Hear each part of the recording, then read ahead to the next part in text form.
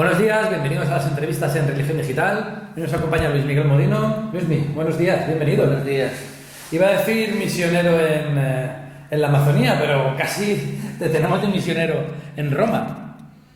Has estado en el sínodo, en el meollo, en el cogollo de la... Es otra misión. Al final uno lo que quiere es transmitir aquello en lo que cree, y está claro que los medios también es una forma de comunicar, de transmitir el Evangelio. Hablábamos antes, gracias al trabajo de Luismi, nuestros lectores han podido tener de primerísima mano muchas informaciones que no han tenido otros. Creo que has escrito casi medio centenar de artículos en estas 3 semanas. Sí, más o menos. Todos los días dos, y incluso varios 3. días 3, algún día hasta 4. ¿Cuál es tu visión del sínodo? Yo creo que el sínodo ha abierto muchas posibilidades, muchas puertas. Eso es algo fundamental. Y sobre todo el sínodo ha dejado claro que la Iglesia apuesta por la Amazonía y apuesta por los pueblos de la Amazonía. Y eso es algo que los propios pueblos indígenas, aquellos indígenas que estuvieron presentes en el sínodo, que eso ya es un acontecimiento histórico, era muy interesante ver entrar, salir a los pueblos indígenas, algunos vestidos con sus trajes tradicionales, dentro de una sala sinodal, y sobre todo ver que ellos tenían voz y que cuando ellos hablaban el Papa prestaba especial atención.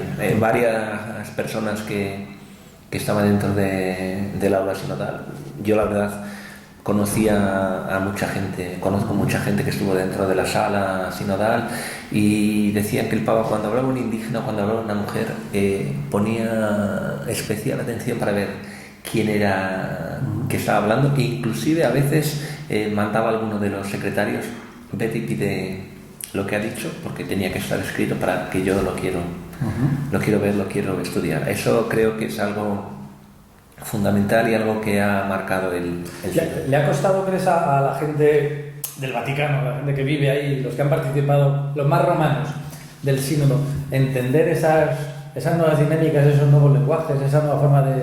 Porque este sínodo, a diferencia de... Ya los anteriores con Francisco han tenido cambios, pero este ha sido radicalmente distinto, en la forma, en quienes participaban, en cómo se planteaban los temas. Sí que ha habido cierta tensión, porque al final ha sido la iglesia de la periferia que viene a ofrecer su forma de ser iglesia a la iglesia del centro. Y a partir de ahí, de esas propuestas, llegar a la Iglesia Universal, porque este sínodo para la Amazonía no es solamente para la Amazonía. Esa es la pregunta que te quería hacer. Claro. Para toda la iglesia. Lo decía ayer David Martínez de Aguirre, que estuvo dando una conferencia aquí en los Dominicos de Atocha, y él ponía una imagen que a mí me ha parecido fantástica, y la hemos titulado por ahí, de hecho, que el Amazonas entró en el Tíber, y como sucede cuando los ríos supercaudalosos andan en un río como más pausado, al principio parece que hay una cierta contención, pero luego desborda. Y que da la sensación de que el Amazonas está empezando a desbordar al Tíber, que la Amazonía está empezando a llegar y a cambiar también a la Iglesia Universal. Podemos decir que el Amazonas ha inundado Roma, el Amazonas ha inundado el Vaticano, y lo ha inundado no para destruirlo, sino para traer toda la riqueza que carga el río Amazonas. Eso también nos trae un poco a los propios ciclos de la vida en la Amazonía. El tiempo de inundación es tiempo para traer tierra fértil, para traer lo que después va a posibilitar que la tierra produzca. Y en ese sentido podemos decir que esa llegada de la Amazonía en Roma ha traído mucha fertilidad, que sin duda va a hacer producir cambios profundos, nuevos caminos para la Iglesia. Está claro que no inmediatamente, pero con el paso del tiempo las consecuencias de este sínodo se van a notar en toda la Iglesia. Ahora hablamos de esos cambios y de esas perspectivas, pero si pudieras quedarte con un par de gestos a lo largo del sínodo que te han llamado especialmente la atención o que te han emocionado por un lado, y por otro lado las 2-3 cosas que te han chirriado muchísimo. Yo me quedo con 3 gestos. El primero, la procesión del primer día, donde el Papa Francisco se le veía plenamente feliz. El Papa Francisco es alguien que no disimula, Cuando no le gusta, no le gusta, y cuando le gusta, lo demuestra. Eso fue una cosa impresionante, porque los obispos iban delante y el Papa Francisco se quedó atrás en medio de la gente, en medio de los pueblos indígenas. Y había un grupo bastante grande de gente que iba a participar como auditores, como peritos, también gente que estaba participando de las actividades de la Casa Común y que fueron invitados en ese momento. Para mí fue un momento de gracia. Después, el Vía Crucis. El Vía Crucis también fue mostrar cómo la sangre de los mártires, de aquellos que han dado la vida por la Amazonía y por sus pueblos, que son muchos y que oficialmente la mayoría no están reconocidos como mártires por la Iglesia, son fecundidad para la Iglesia universal, de cómo la misión tiene que llevarnos a implicarnos hasta dar la vida en la defensa de aquellos a los que acompañamos. Y otra cosa que para mí fue muy significativa fue la salida del último día después de las votaciones. Sí, lo contaste cuando el Papa salió, sí, y se entretuvo incluso con los medios. Sí, cuando todo el mundo salió y se le veía feliz. Yo creo que todo el mundo estaba feliz después de las conclusiones a las que se llegaron, y sobre todo el Papa. Al Papa se le veía feliz, vino, incluso dio una pequeña entrevista a algunos medios que estaban allí, y eso para mí es algo significativo. Después, cosas que chirriaron, la actitud de algunos medios en la sala estampa.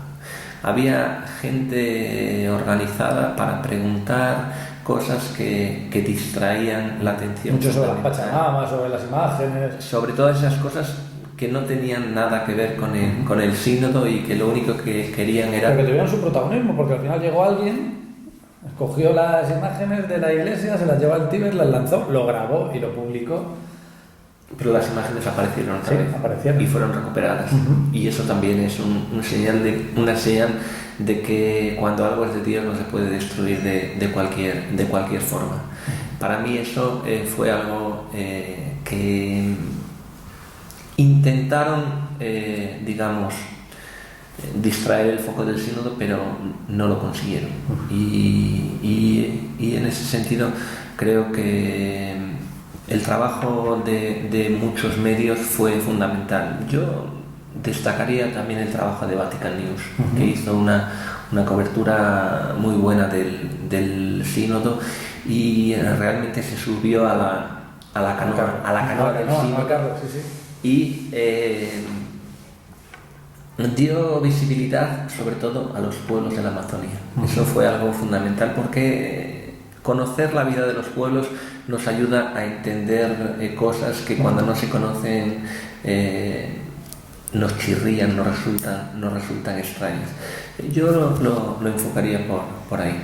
Hay tres o cuatro cosas que me gustaría preguntarte de los puntos concretos del documento, que bueno, es verdad que el Papa a la salida de su último discurso sí que pedía a los medios que no nos quedáramos en determinadas cosas, sino que apuntáramos más al diagnóstico. Es verdad que el diagnóstico ya lo hemos planteado, y que hay un recorrido, y que lo importante son los procesos y ese discurrir del río que parece que no tiene vuelta atrás. Pero hay 3-4 puntos que sí que me gustaría que me dieras tu visión desde allí. En primer lugar, hablando del tema de la mujer, dos puntos. Uno, la gran participación de mujeres. No había otro sínodo donde han participado tantas, y esa petición que al final no se pudo llevar a cabo, que era que las jefas de congregación al menos pudieran votar. Eso por un lado, y luego pues el planteamiento que hace el documento del sínodo sobre la ministerialidad de la mujer, esa puerta abierta al diaconado permanente. Pero el Papa en el último discurso dijo que debíamos ir más allá en el tema de la mujer. El Papa dijo que en esto se había quedado corto. Y entender que el papel de la mujer en la Iglesia es mucho más que una función. Totalmente. Eso es algo fundamental. Pero el documento ya avanza en una serie de temas en referencia a la mujer que yo creo que no se han reparado mucho. El primero equipara en el tema de ministerios al hombre y a la mujer, institucionalmente, oficialmente. En la práctica ya se hace, porque en muchas comunidades en América Latina, en muchas comunidades en la Amazonía, quien lleva la comunidad hacia adelante son las mujeres. Eso es algo que que es evidente. Podríamos decirlo de toda la Iglesia, pero sin las mujeres la Iglesia de la Amazonía estaría prácticamente muerta. Un papel fundamental que yo creo que es el reconocer explícitamente el ministerio de dirigente de comunidad. La mujer tiene un reconocimiento eclesial, institucional, dentro de su comunidad, y eso le da un peso a la hora de tomar decisiones. Cierto. Y eso es importante. Personalmente creo que el tema del diaconado todavía hay que reflexionar mucho. Y sobre todo porque hay una comisión abierta que el Papa se ha comprometido a ampliar, a colocar a más gente y a intentar que den un diagnóstico más concreto. También porque muchas mujeres dicen abiertamente que en esta estructura de iglesia no quieren ser diaconisas. Y eso es importante. Está el problema de la clericalización o no de ese tipo de y eso es importante también, escuchar la voz de las mujeres.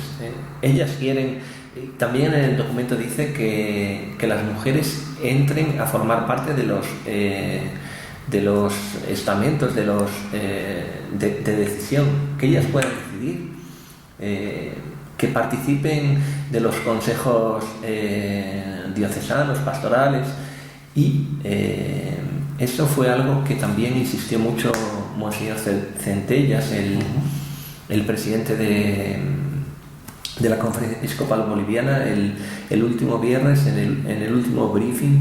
Él hizo una defensa del papel de la mujer en la Iglesia excelente, y sobre todo destacó que las mujeres tienen otra forma de hacer las cosas que enriquece mucho a la Iglesia. Pero lo que pasa es que tendríamos que cambiar el modo de ser Iglesia para que no fuera tan importante la organización, el hecho de tener un ministerio sacramental determinado.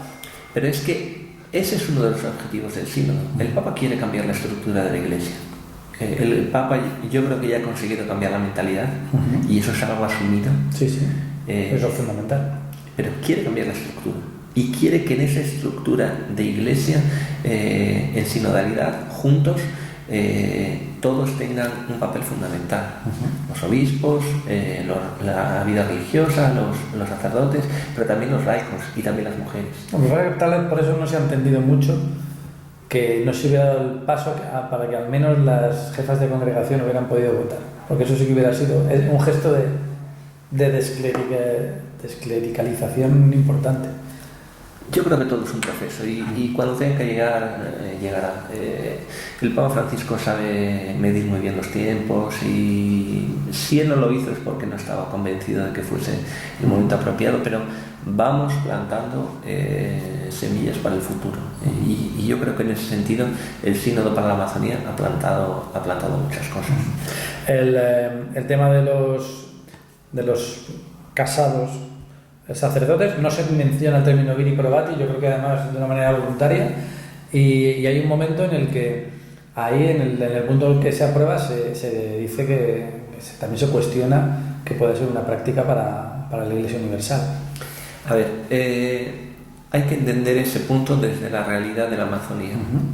No es de recibo que una comunidad se quede varios años sin celebrar misa, que muchas comunidades celebren misa una vez por año, o que la gran mayoría de las comunidades del interior no tengan misa más de 2 veces por año. Eso es algo que no tiene sentido, y que hay que buscar formas de resolverlo, porque por la propia estructura de la Amazonía, y eso en términos geográficos, es imposible que un ministro ordenado pueda llegar a las comunidades del interior. Porque ese planteamiento lo hacía, perdón que te corte, también José Carlos Rodríguez Soto, nuestro bloguero en África, hablando de que hay muchas similitudes con muchos lugares de África, pero también es prácticamente imposible que un misionero o un sacerdote pueda llegar a comunidades. Sí, en muchos lugares del mundo. Yo, por ejemplo, cuando en la última parroquia que trabajé en la Amazonía, con mucho esfuerzo, llegaba 5 veces por año en las comunidades, y eso ya suponía un esfuerzo no solamente físico como económico. Claro. Viajar en la Amazonía, desplazarse, es carísimo, y la Iglesia de la Amazonía no tiene recursos. Dependes de las ayudas que vienen de fuera, y es un problema pastoral. No es un problema de celibato sí, celibato no, es un problema de resolver algo que el propio Concilio Vaticano II dice que es fuente y culmen de la vida cristiana. La Eucaristía es algo sin lo cual la Iglesia Católica en teoría no podría vivir y que estamos contraviniendo un mandamiento de la Iglesia. Lo comentaba también Martínez de Aguirre ayer, que es más importante, la Eucaristía o el celibato. El celibato o la tradición, creo que decía. Claro, nos nutrimos de la Eucaristía. Sin Eucaristía prácticamente no hay evangelio, no hay iglesia, sin iglesia no hay Eucaristía. Claro, porque entonces, ¿cuál es la diferencia entre una iglesia evangélica, que tiene como un fundamento la palabra, y una iglesia católica, que la única celebración que hace siempre, o casi siempre, es la celebración de la palabra? Eucaristía, sí. Claro. La celebración de la palabra, sí, sin Eucaristía. Claro. ¿Cuál es la diferencia entre una y otra? Ese es un problema también que se plantea en la Amazonía y que afecta a la vida de las comunidades. Claro. Y que cuando has vivido allí entiendes los porqués. Y eso, si realmente se aprueba, va a ser un proceso largo, porque no se trata de llegar a una comunidad y decir, tú a partir del próximo domingo vas a celebrar la Eucaristía. Deja muy claro el punto, se trata de varones que llevan tiempo y que se formen, formándose y participando en la comunidad. Primero sean ordenados diáconos, después puedan ser ordenados presbíteros. Eso es un proceso de varios años. Para eso se necesita, para que eso se implante bien y que luego después pueda ser exportado, entre comillas, es necesario esa creación del rito amazónico. Yo creo que el rito amazónico es otra cosa, no tiene nada que ver con ese tema de buscar ministros para la celebración de la es cierto que teniendo un rito y una conferencia episcopal amazónica sí que es cierto que hay una mayor libertad para poder tomar hacer determinadas prácticas. El rito amazónico sería dar a la celebración de la Eucaristía, celebrar la Eucaristía a partir de la realidad de la Amazonía, también a partir de las lenguas, porque eso es otra cosa que es importante y que para los pueblos indígenas es importante. En algunas regiones de la Amazonía ya hay algunas tentativas de eso. Yo trabajé en la diócesis de San Gabriel de Cachoeira y en lo que se conoce como Triángulo Tucano, uno de los peritos en el sino del padre Justino Sarmiento Recende, un salesiano que es indígena. Él hizo la traducción de la celebración eucarística a la lengua tucana. Entonces yo empecé a celebrar en tucano. Porque fui aprendiendo un poco y para la gente eso era algo brutal, ¿verdad? Identificación con el pueblo. Por ejemplo, ahora hay un sacerdote del pueblo Baniwa, que él es Baniwa y está haciendo ese trabajo de celebrar en lengua Baniwa, porque hay categorías, hay cosas que forman parte de tu vida que eso es Pentecostés, entre otras cosas, que no se expresan en otra lengua. Claro. Y eso es algo importante. Es una riqueza y también muestra la pluralidad dentro de la unidad de la propia religión. Y muestra cómo dentro de las culturas indígenas Dios está presente, el Espíritu está presente y avanzar en ese sentido es algo que puede ayudar a los pueblos indígenas a tener una mayor proximidad con el Dios de Jesucristo, digamos. Vamos terminando.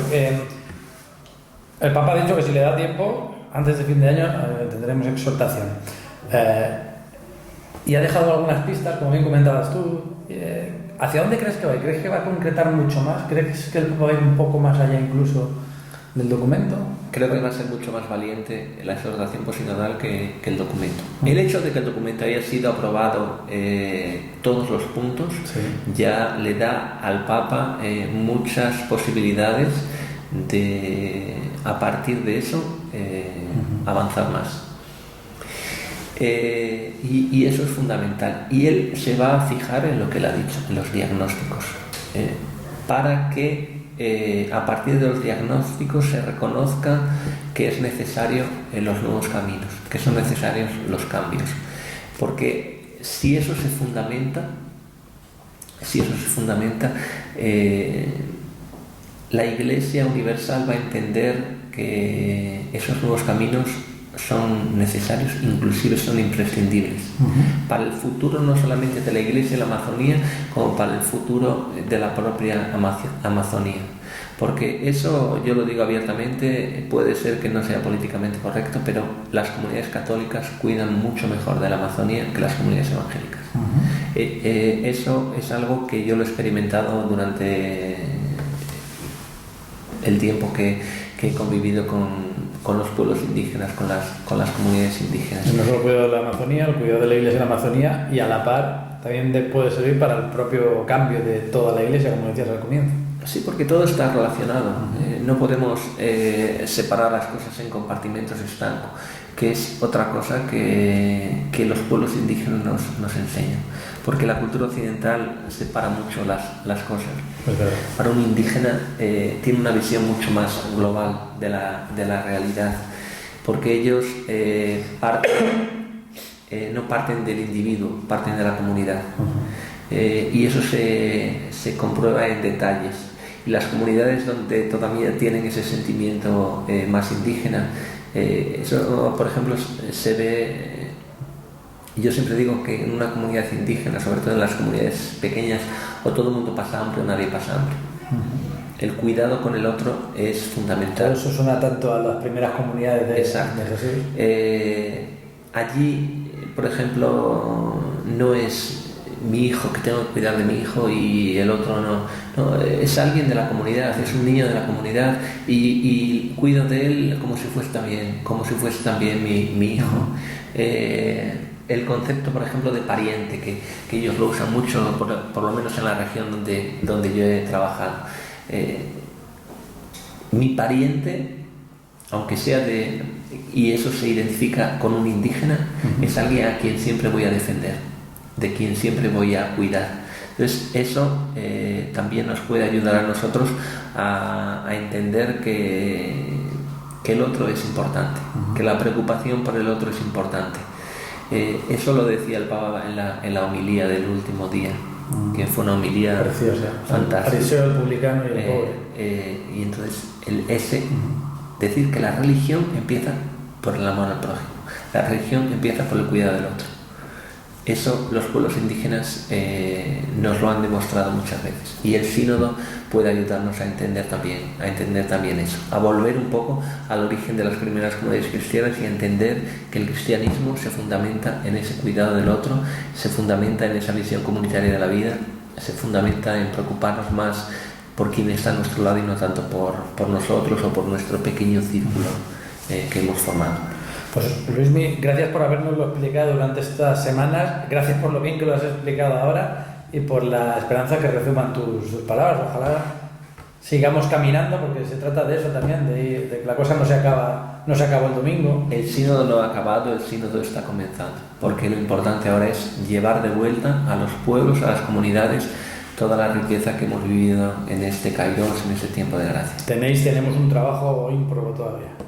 Sin duda. Muchas gracias, Luismi. Esta es tu casa, ya lo sabes. Muchas gracias por el trabajo.